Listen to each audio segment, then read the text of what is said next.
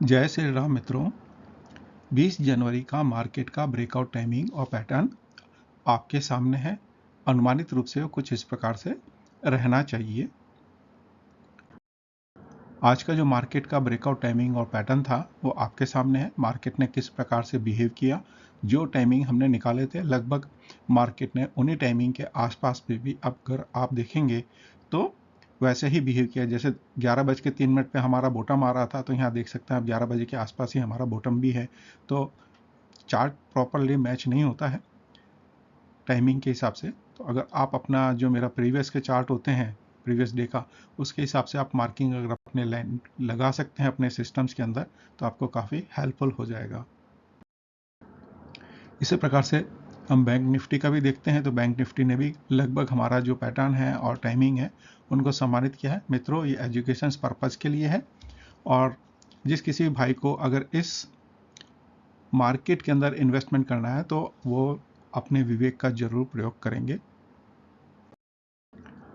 जहाँ तक अगर हम रेजिस्टेंस एंड सपोर्ट्स की बात करते हैं तो निफ्टी 50 के जो रेजिस्टेंस एंड सपोर्ट्स हैं वो आपके सामने स्क्रीन के 62 हैं।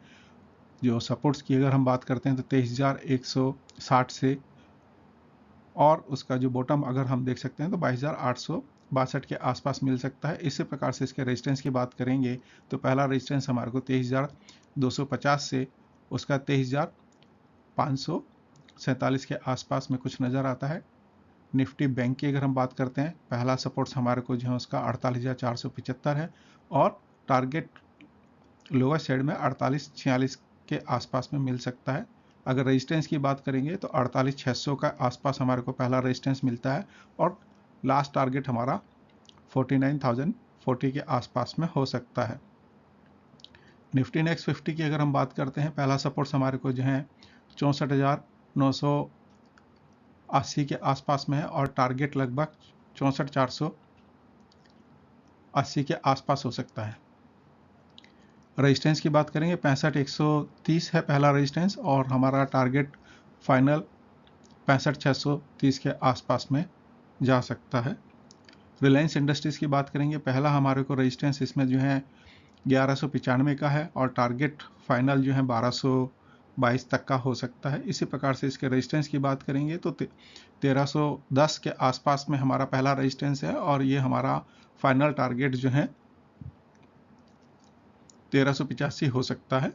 आईटीसी की बात करेंगे, पहला रेजिस्टेंस 435 है और टारगेट हमारा 395 हो सकता है। इसी प्रकार से जो है इसका रेजिस्टेंस की बात करेंगे तो 445 है और फाइनल जो है 495 हमारा टारगेट हो सकता है इसके अंदर। एक्सिस बैंक जो है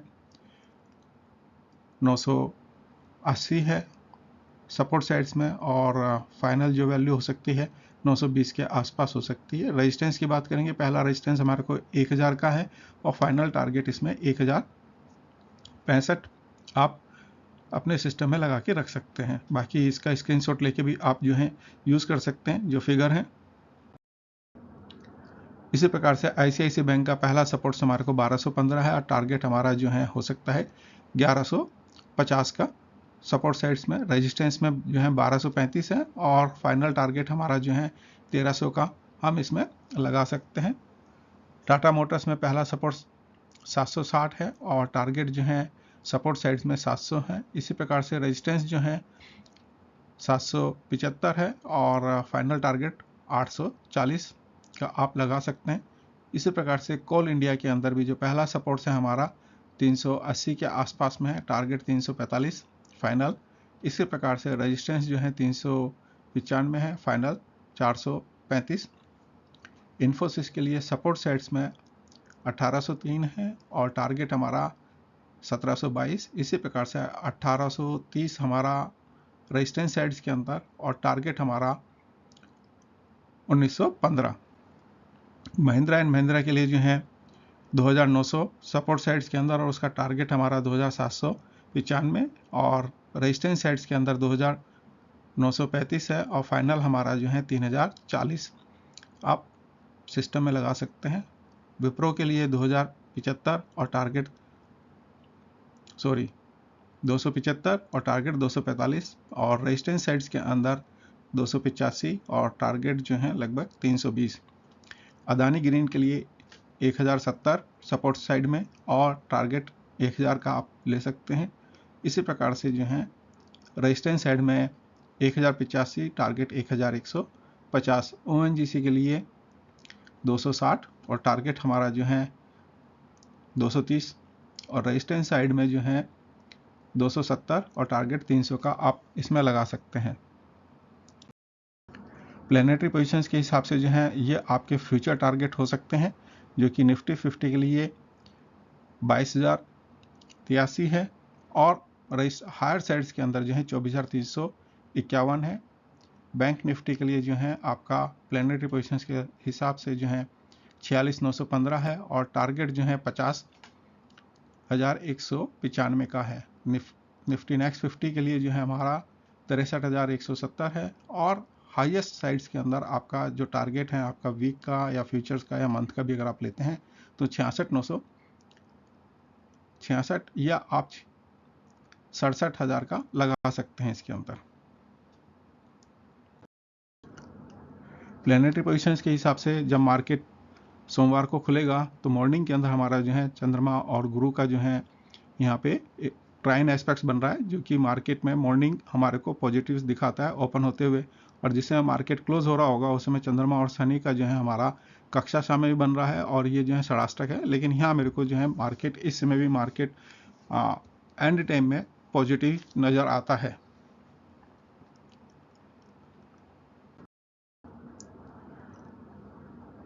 राहु कालम सोमवार के लिए 8:40 से लेकर 10:02 तक का है। गुली का कालम 2:13 से लेकर 3:36 का है और यम कालम यह है 11:26 से लेकर 12:50 तक का है। मार्केट जिस समय ओपन होगा वो गुरु के होराव में होगा और बाकी के होराव के टाइमिंग आपके सामने है।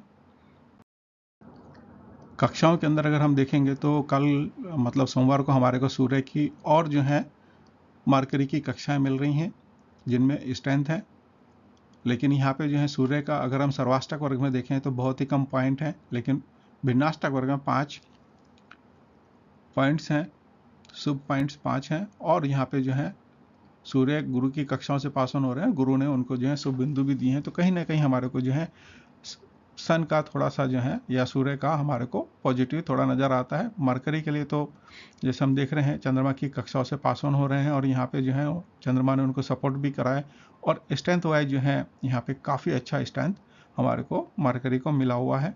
चौघड़ियों के टाइमिंग आपके सामने है।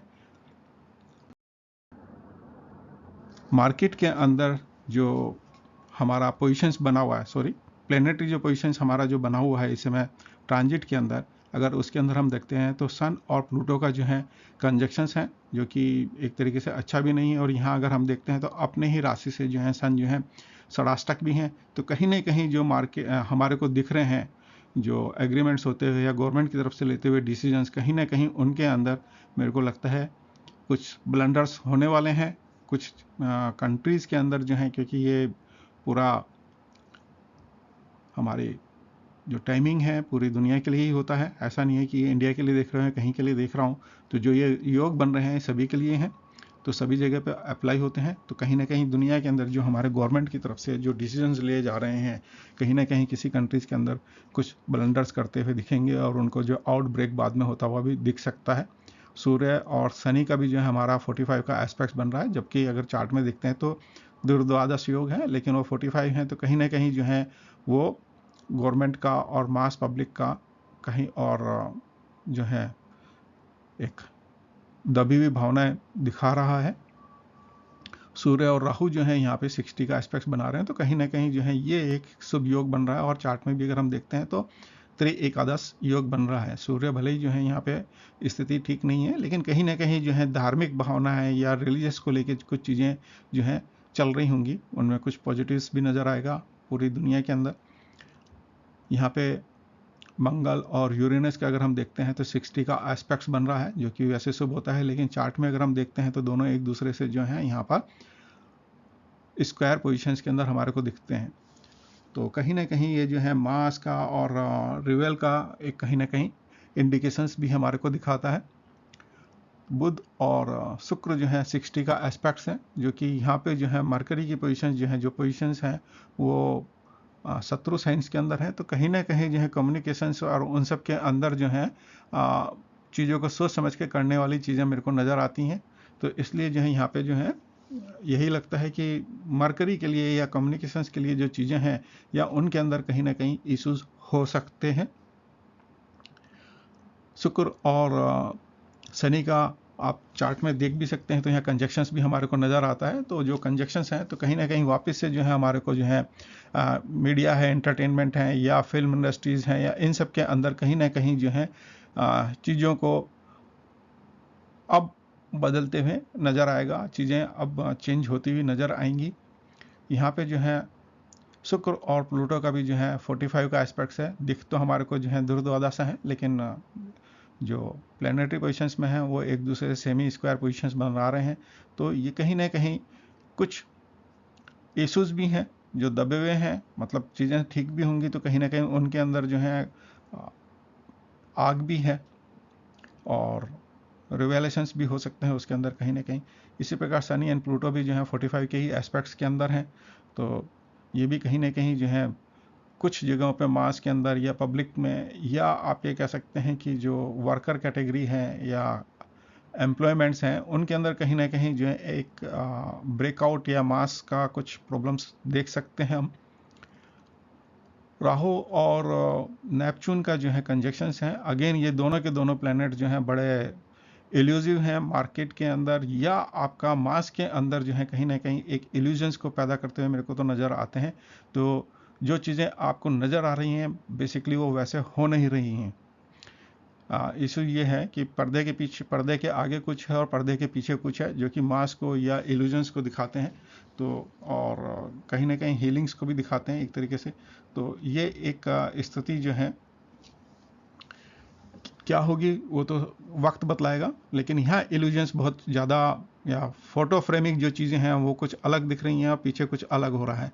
तो ये पोजीशंस बनते हुए यहाँ दिख रही है। हेलियोसेंट्रिक पोजीशंस के अंदर अगर हम देखते हैं तो मार्स और नेपच्यून्स का जो है अगेन यहाँ पे जो है ट्राइन एस्पेक्ट्स बनता है। मार्स जो है यहाँ पे अगर आप देखेंगे तो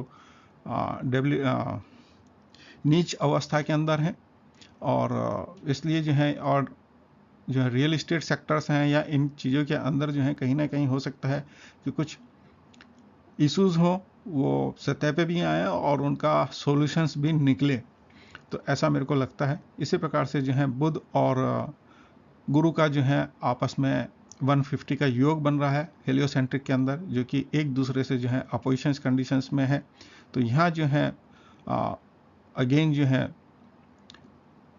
कम्युनिकेशंस एंड जो है आप इसको देख सकते हैं कि यहाँ पे जो है जीव कारका के ऊपर जो है वो उसकी पोजीशंस अच्छी नहीं है यहाँ। तो कहीं ना कहीं आउटब्रेक्स या जो है कहीं वायरल्स वगैरह की इश्यूज भी हो सकते हैं। इसी प्रकार से बुध और शनि का भी जो है 90 का एस्पेक्ट्स है। अगेन यहाँ कहीं ना कहीं जो है मिसकम्युनिकेशंस मेरे को बनते हुए दिख रहा है। चीज़ें जो हैं कहीं कुछ जाएंगी होएंगी कुछ। और जुपिटर और सैटर्न का भी जो है 90 का एक एस्पेक्ट्स बन रहा है। तो यहाँ जो है कहीं ना कहीं जो है मेरे को वायरल इम्पैक्ट ज़्यादा नज़र आते हैं मार्केट के अंदर। कहीं ना कहीं कुछ वायरस और वायरल या बैक्टीरिया का प्रॉब्लम हो सकता है और उनका सॉल्यूशंस भी मेरे को नज़र आता है कि वहाँ कुछ ना कुछ चल भी रहा होगा और उनके सॉल्यूशंस भी बन रहे होंगे। तो ऐसा नहीं है कि मतलब अगर कोई प्रॉब्लम है तो प्रॉब्लम के सॉल्यूशंस नहीं है, वो सॉल्यूशंस भी साथ के साथ में बन रहे हैं। अगर हम सर्वतोभद्र चक्र को अगर देखते हैं तो जैसे यहाँ देख रहे हैं हम शुक्र और शनि जो है गुरु के नक्षत्र के अंदर हैं और मंगल जो है यहाँ पे वो भी जो है गुरु के नक्षत्र में पुनर्वसु के अंदर है और ये आपस में एक दूसरे को भेदम भी कर रहे हैं। तो कहीं ना कहीं जीव से, गुरु से, इन सब चीज़ों से और इनसे रिलेटेड कॉमोडिटीज़ के अंदर आप चीज़ों पे इम्पैक्ट देखेंगे। मैलेफिक है तो इसलिए जो है इनसे रिलेटेड जो है कॉमोडिटीज़ में तेजी दिखती है और मार्केट में मंदी दिखती है मेरे को।